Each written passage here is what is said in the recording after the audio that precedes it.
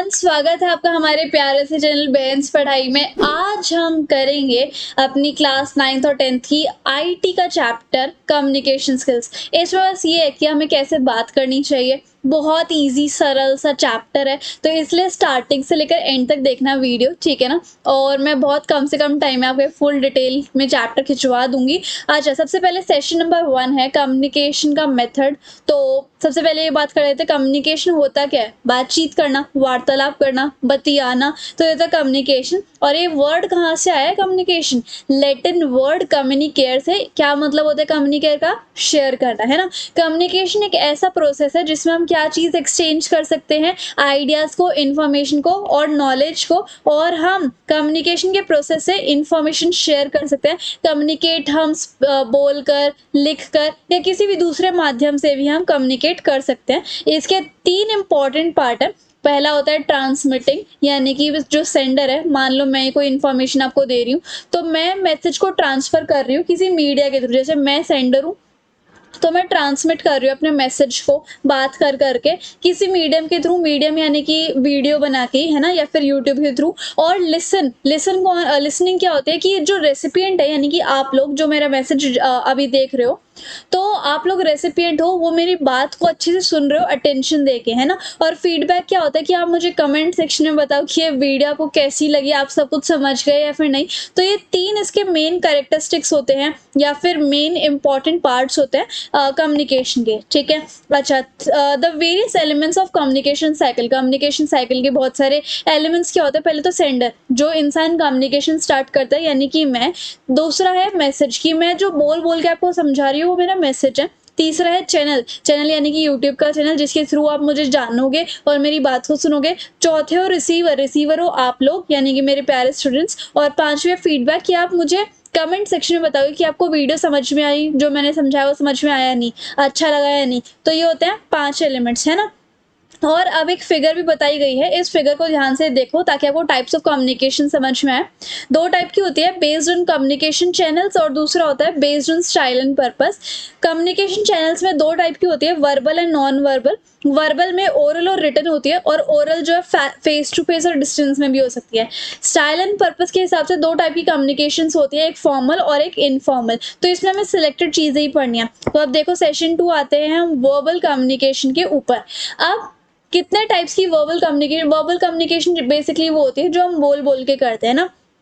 सो इसके अंदर 2 टाइप की आती है, एक इंटरपर्सनल कम्युनिकेशन है, एक रिटन कम्युनिकेशन। इंटरपर्सनल कम्युनिकेशन क्या होता है?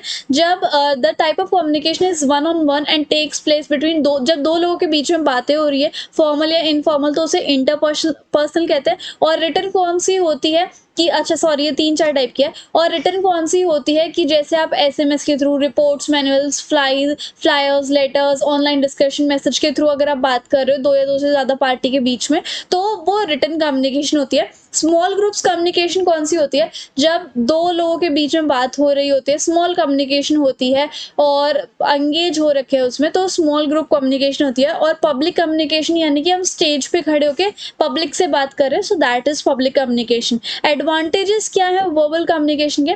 लेस टाइम में हो जाती है, क्योंकि मैं फटाफट बोल रही हूँ, आपको जल्दी जल्दी समझ में आ रहा है, तो कम टाइम लगा ना। और रिटर्न में अगर आप यही पूरा पढ़ने बैठ जाते तो 2-3 घंटे इसी में लग जाते, अभी 10-15 मिनट में ही समझ लोगे। और फीडबैक जब भी मिल जाता है हमें, है ना। और उसमें क्या होता है, पूरे अच्छे तरीके से समझ में आ जाते हैं कि क्या बोली गई है, क्या समझाया गया है ना। जल्दी से सब कुछ कंसेप्ट क्लियर हो जाता है, तभी तो यूट्यूब पे हम पढ़ने की वीडियोस देखते हैं ना। और डिसएडवांटेजेस क्या होते हैं वर्बल कम्युनिकेशन के? इमोशंस दिखते हैं कि किस तरीके से वो बात कही जा रही है, इमोशंस दिखते हैं। कभी कभी प्रॉब्लम्स भी हो जाती है किसी सिचुएशन में, लीगल स्टैंडिंग नहीं है, कुछ इश्यूज भी हो जाते हैं किसी किसी केसेस में। अब वर्बल कम्युनिकेशन में मास्टरी, परफेक्शन कैसी पाई जाए? सबसे पहले तो अपने टॉपिक के बारे में सोचो कि आप किस चीज़ के ऊपर बातें करना चाहते हो, अच्छे तरीके से आप अपने लिसनर्स को बता पाओ, वैसे मेथड्स के बारे में सोचो। अपने टॉपिक को समझो और लिख लो कि आपको क्या क्या बोलना है, क्लियरली, लाउडली और सही स्पीड में, मतलब धीरे धीरे स्पीड में बोलना चाहिए।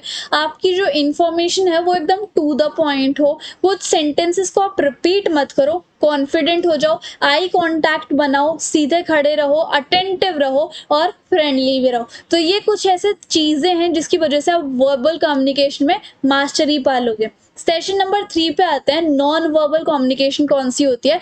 जब हम बिना बोले या फिर बिना लिखे कुछ कम्युनिकेट करते हैं उसको हम नॉन वर्बल कहते हैं। इम्पोर्टेंस क्या है? जो आपकी बॉडी है, फेशियल है, आर्म है या दूसरे मोशंस होते हैं ना, वो 55% यूज होते हैं। जैसे कि मान लो हम इशारों में बात कर रहे हैं या फिर बॉडी के थ्रू बात कर रहे हैं, फेशियल तरीके से बात कर रहे हैं बिना बोले या लिखे, तो वो चीज़ 55% यूज होती है। आपकी आवाज़ या फिर कोई साउंड या फिर पॉसेज वगैरह वो 38% यूज होते हैं। और वर्ड्स जो है वो तो सिर्फ 7% ही यूज होते हैं रिटन कम्युनिकेशन। एग्जाम्पल क्या है नॉन वर्बल कम्युनिकेशन के? सबसे पहले तो जेस्चर्स, कि आप अपने हाथ ऐसे रेज करते हो हैंड को कि आप गुड बाय कर रहे हो या फिर हेलो कर रहे हो या फिर किसी की तरफ फिंगर पॉइंट कर रहे हो, तो उससे भी कम्युनिकेट करना हो गया। दूसरा एक्सप्रेशन, आप स्माइल कर रहे हो, इससे पता चलता है कि आप हैप्पी हो, है ना। दूसरा आप सैड फेस बना लेते हो, जिसकी वजह से पता चलता है कि आप सैड हो। तो बिना बोले आप ऐसे फेसेस बना रहे हो तो समझ में आ रहा है ना दूसरे को कि आप क्या कहना चाहते हो। अगला होता है बॉडी लैंग्वेज, की जो आप बॉडी लैंग्वेज यानी कि आपके जो पोस्चर्स होते हैं, आप जो बॉडी के पोस्चर्स बनाते हो, उसकी वजह से आपका एटीट्यूड और आपकी फीलिंग समझ में आती है कि आपसे क्या क्या बातें करी जा रही है। अच्छे से बैठो, अच्छे से खड़े हो और अपना इंटरेस्ट शो करो, तो ये बॉडी लैंग्वेज होती है। विजुअल कम्युनिकेशन क्या होती है? जिसको हम देख के इमेजेस या पिक्चर्स के थ्रू कम्युनिकेट करते हैं, तो वो विजुअल कम्युनिकेशन होती है। जैसे कि कुछ साइंस नहीं होते रोड पे बने हुए, construction sign, no parking zone, under CCTV surveillance sign बना होता है, तो वो चीज़। चौथा सेशन है कम्युनिकेशन साइकिल और फीडबैक का इंपॉर्टेंस क्या होता है। देखो, फीडबैक एक बहुत इंपॉर्टेंट रोल प्ले करता है कम्युनिकेशन में, जिससे कि जो मैसेज भेजने वाला होता है उसको तसल्ली हो जाती है कि हाँ, जिसको मैंने मैसेज भेजा है उसने वो अच्छे से इंटरप्रेट कर लिया है, उसने वो अच्छे से समझ लिया है, तो फीडबैक देना इंपॉर्टेंट है। जैसे आप किसी होटल में गए, नया नया होटल खुला हुआ है, खाना खा के आ गए, अच्छा लगा खाना, उन्होंने फीडबैक फॉर्म दे दिया, आपने लिखा बहुत अच्छा खाना है, तो होटल को समझ में आ गया कि हाँ, हम जो कर रहे हैं अच्छे से कर रहे हैं, तो that is feedback. Descriptive feedback कौन सा होता है? कि इट प्रोवाइड्स पर्टिकुलर इन्फॉर्मेशन, एक पर्टिकुलर इन्फॉर्मेशन प्रोवाइड करते हैं एक लर्नर को, जिससे कि वो समझ जाए कि उसे क्या क्या करना चाहिए अपने आप को सुधारने के लिए रिटन रिमार्क्स या फिर वोकल टॉक्स में। सो ये डिस्क्रिप्टिव फीडबैक होता है, मतलब ज़्यादा लंबा चौड़ा फीडबैक लिखा जाता है। स्पेसिफिक फीडबैक मतलब कि ओके ओके लिखा हुआ है, जिससे कि स्टूडेंट्स को समझ में आ जाए कि उसने अच्छा परफॉर्म किया या बुरा। Specific feedback. जनरल फीडबैक मतलब कि good job, very good, excellent, you did great, normal सा। और इम्पोर्टेंस क्या होती है फीडबैक की? इसका मतलब समझ में आ जाता है कि उसने अच्छे से सुना है, मोटिवेट करता है, लर्निंग बूस्ट करता है, परफॉर्मेंस इंप्रूव करता है।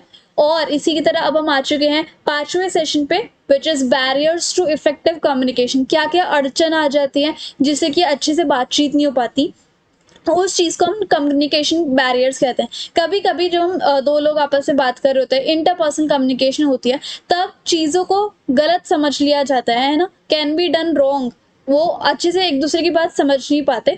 तो इस वजह से फीडबैक मिलना बहुत इंपॉर्टेंट है, ताकि पता चल जाए कि मैसेज को अच्छे से समझा गया है ना। तो यहाँ पर देखो, अब कुछ ऐसे बैरियर्स आ जाते हैं जिसकी वजह से कम्युनिकेशन अच्छी नहीं हो पाती। लाइक सबसे पहले तो एक तो जार्गन यूज होता है। जार्गन क्या होता है? स्पेशल या फिर technical words that are used by particular group of people. कुछ स्पेशल वर्ड्स जो कि दूसरे लोगों को समझ में ही नहीं आ पाते, डू नॉट अंडरस्टैंड, तो कोई ऐसे स्पेशल वर्ड्स यूज करोगे तो किसी को समझ नहीं आएगा, तो वो यहाँ पे कम्युनिकेशन आधी अधूरी रह जाएगी। इमोशनल हो जाते हो आप कभी कभी, तो उससे भी अच्छे से बैरियर बहुत बैरियर्स आ जाते हैं। आपका व्यू पॉइंट अलग है, दूसरे का व्यू पॉइंट अलग है, फिजिकल डिसेबिलिटी है सुनने की या फिर बोलने की, या फिर फिजिकल बैरियर है नॉन कम्युनिकेशन को लेकर, और उसके बाद लैंग्वेज का डिफरेंस है, थोड़े बहुत एक्सपेक्टेशन या फिर प्रेजुडाइज भी हो जाता है, कोई कभी कभी मिसअंडरस्टैंड कर लिया जाता है, स्टीरियोटाइप सोचने लग जाते हैं, और कल्चरल डिफरेंस भी हो जाता है, जिसकी वजह से इफेक्टिवली कम्युनिकेशन नहीं हो पाता। नाउ अब हम इन कम्युनिकेशन बैरियर्स को कैसे ओवरकम कर सकते हैं वो हम देख लेते हैं। देखो, इसके कुछ स्टेप्स है। एक तो आपको अच्छे से सुनना चाहिए कि बोल क्या रहा है अगला इंसान, अच्छे से अटेंशन देके सुनना चाहिए, सिर्फ ऊपर ऊपर से सुनना नहीं चाहिए या फिर एक कान से सुन के निकाल नहीं देना चाहिए, अच्छे से सुनना चाहिए। अगला, सिंपल लैंग्वेज का यूज करना चाहिए ताकि अगले को समझ में आ जाए कि आप क्या बोल रहे हो, अच्छे से समझ में आ जाए। Next is constructive feedback. कुछ चीज आपके पास आई है, कोई मैसेज आपको रिसीव हुआ है, उसका फीडबैक दो कि मुझे समझ में आ गया, उसको रिप्लाई दे दो ताकि उसको ये लगे कि हाँ, मेरा मैसेज उसको समझ में आ गया था, फीडबैक दो। और उसके बाद आगे देखते हैं 7 सीज ऑफ कम्युनिकेशन। कम्युनिकेशन के भी 7 सीज होते हैं, जिसकी वजह से हमें पता चल जाता है कि मैसेज सही से पढ़ लिया गया है या उसको समझ में आ गया है, किस तरीके से हम कम्युनिकेशन को अच्छे तरीके से इफेक्टिवली कर सकते हैं। सो इसके लिए 7 सीज हैं। तो वो कौन कौन से होते हैं? कंप्लीटनेस, तो वो कौन कौन से होते हैं? Completeness, conciseness, clarity, correctness, concreteness, consideration and courtesy, है ना। तो सबसे पहले हम कंप्लीटनेस को पढ़ते हैं। कम्युनिकेशन आपकी कंप्लीट होनी चाहिए, है ना। इतना आपको बताना चाहिए कि आपकी ऑडियंस जो है वो सब चीज़ समझ में आ जाए, जितनी उन्होंने इन्फॉर्मेशन मांगी है वो सब उनको समझ में आ जाए। When people send a message, जब आप कोई मैसेज भेजते हो तो सेंडर को रेसिपिएंट का माइंडसेट कंसिडर करना चाहिए कि अगले इंसान को किस तरीके से बात समझ में आ पाएगी, उसी हिसाब से आपको मैसेज भेजना चाहिए। That is your message should be complete, सारी डिटेल्स इंफॉर्मेशन होनी चाहिए। कंसाइजनेस मतलब इतने ही शब्द लिखो जितना ज़रूरी है, ज़्यादा भरो मत अपने मैसेज को या अपनी बात को। क्लैरिटी मतलब टाइम को देखकर, अपने मैसेज को, ऑब्जेक्टिव को देखकर आपको मैसेज भेजना चाहिए। मतलब ज़्यादा मैसेजेस नहीं करने, उतना मैसेज करना है जितना नीड हो, ठीक है, जितनी उसकी नीड हो। ओके, अच्छा। Suggesting focusing on one message, एक मैसेज भेजो, ये नहीं कि 10 मैसेज भेजो, एक मैसेज भेज दो क्लियर तरीके से। नेक्स्ट इज कंक्रीटनेस, ये थोड़ा मिस्टेक हो गया था तो वो ठीक कर लेना। कंक्रीटनेस कम्युनिकेशन कौन सी होती है कि आप अपनी चीज़ को लेकर पर्टिकुलर हो, क्लियर हो, ऐसे उलझे उलझे से या जनरल नहीं हो कि ठीक है कोई बात नहीं, और कॉन्फिडेंस झलकना चाहिए आपकी बात में। तो कंक्रीट मैसेजेस होता है, कम्युनिकेशन होती है। फैक्ट्स फिगर आप बता सकते हो, क्लियर हो सकते, क्लियर जितने ज़्यादा होगे उतनी ज़्यादा आपकी रेपुटेशन बिल्डअप होगी, और मिस इंटरप्रेटेड नहीं होना चाहिए। Next is correctness. करेक्टनेस मतलब कि कोई भी ग्रामेटिकल एरर्स नहीं होने चाहिए आपके कम्युनिकेशन में। स्पेलिंग मिस्टेक्स, मैसेज जो है एग्जैक्ट होना चाहिए, करेक्ट होना चाहिए, सही टाइम पे भेजना चाहिए। कम्युनिकेशन करेक्ट होगी तो आपका कॉन्फिडेंस लेवल भी बढ़ेगा और ऑडियंस एंड रीडर्स के ऊपर ज़्यादा प्रभाव पड़ेगा। अगला है कंसिडरेशन। कंसिडरेशन का क्या मतलब होता है कि ensure that self respect of the audience, audience की सेल्फ रिस्पेक्ट को मेंटेन किया जाए। कोई आपसे कुछ पूछना चाहे तो आपको अच्छे से जवाब देना चाहिए, कोई बेइज्जती वगैरह नहीं करनी चाहिए, और उनके इमोशंस पे कोई ठेस नहीं पहुंचनी चाहिए। That is consideration. And modify your words in messages, अगर आपको अपने मैसेजेस में वर्ड्स को मॉडिफाई करना पड़े तो आप कर लो। अगला है कॉर्टेसी। कॉर्टेसी का क्या मतलब होता है कि implies the message should show sender's expression as well as should respect the receiver, कि जो भी भेजने वाला है, जो सेंडर है, मैसेज जो भेजता है, उसके एक्सप्रेशन साफ होने चाहिए और वो रिसीवर को रिस्पेक्ट करे। पोलाइट, जुडिशियस, रिफ्लेक्टिव और एंथुसियास्टिक तरीके से आपको मैसेज भेजना है। तो ये कुछ 7 सीज ऑफ कम्युनिकेशन, और ये इंपॉर्टेंट है, बहुत ज़्यादा इंपॉर्टेंट है, मार्क कर लेना, पेपर में आएगा ही आएगा। सो ये बहुत इंपॉर्टेंट है। अगला है सेशन नंबर 6, राइटिंग स्किल्स या फिर पार्ट ऑफ स्पीच। इसमें बेसिक ग्रामर आपको सिखाई गई है, जैसे कि सेंटेंसेस क्या होता है। सेंटेंसेस मतलब होता है वाक्य, जिसके अंदर एक सब्जेक्ट होता है, यानी कि जिसके बारे में हम बात कर रहे हैं, वो सब्जेक्ट कोई वर्ब यानी कि क्रिया परफॉर्म कर रहा है। तो एक सब्जेक्ट होता है, एक वर्ब होता है, एक ऑब्जेक्ट होता है, और सेंटेंसेस भी मतलब पूरा वाक्य जिसके अंदर हमारे सारे थॉट्स लिखे हुए हैं। और सेंटेंसेस भी 3 टाइप के होते हैं, जैसे कि सिंपल, कंपाउंड और कॉम्प्लेक्स। सिंपल सेंटेंस कौन से होते हैं? जिसके अंदर एक इंडिपेंडेंट क्लॉज होता है, यानी कि एक वर्ब होती है, एक सब्जेक्ट होता है, और इसके अंदर पूरा कंप्लीट तरीके से लिखा हुआ है ना। जैसे कि एक सब्जेक्ट, एक वर्ब है, कंप्लीट थॉट है, और एक क्लॉज है।